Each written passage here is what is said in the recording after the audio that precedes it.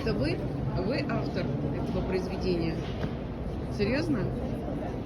Я говорю, это мечта любого мужчины. Такая женщина. Разве нет? Тут приходили чудаки, Так. говорят, ты лучше Шемякина, ты лучше Микеланджело.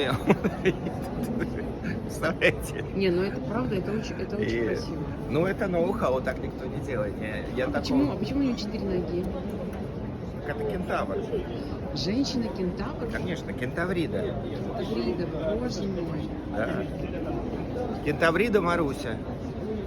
Новое биологическое оружие против заокеанских фашистов.